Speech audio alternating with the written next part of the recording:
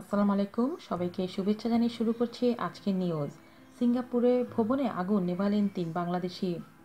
Singapore সময় দুপুর ১:৩০ জুরং West এলাকার এক ভবনে লেগেছে আগুন।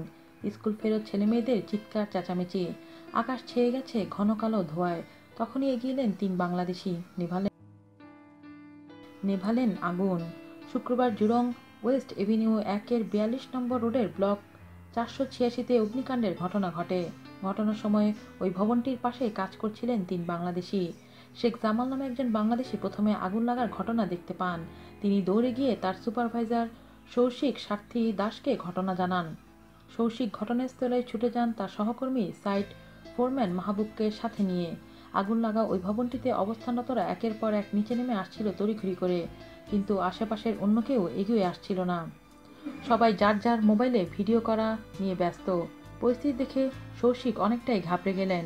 কারো বিপদ দেখলে এগিয়ে যাওয়া তার অভ্যাস। দূর থেকে দাঁড়িয়ে তিনি বুঝতে পারলেন না ঠিক কোন তলায় আগুন লেগেছে।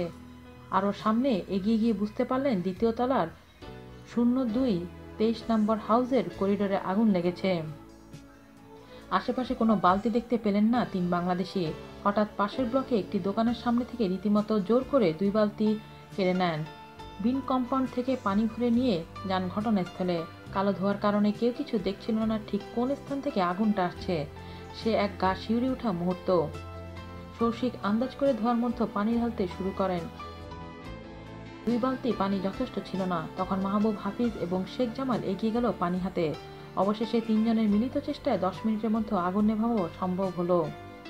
এর মধ্যে ফায়ার সার্ভিসও এসে যায়, কিন্তু ততক্ষণে আগুন নেভানো শেষ। ৩ বাংলাদেশের কাছ থেকে আগুন নেভানোর পুরো বিবরণ শোনেন ফায়ার সার্ভিসের কর্মীরা। ৩ বাংলাদেশি তরুণকে ধন্যবাদ দিয়ে এসসিডিএফ ফায়ার কর্মীদের ক্যাপ্টেন জানান, সাহসী পদক্ষেপ নিয়ে তারা যথাসময়ে আগুন নেভাতে না পারলে ওই ভবন বিশাল ক্ষতি হয়ে যেত।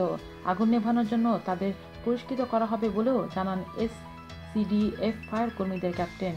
আজ এই পর্যন্তই, ভালো থাকবেন। আল্লাহ হাফেজ।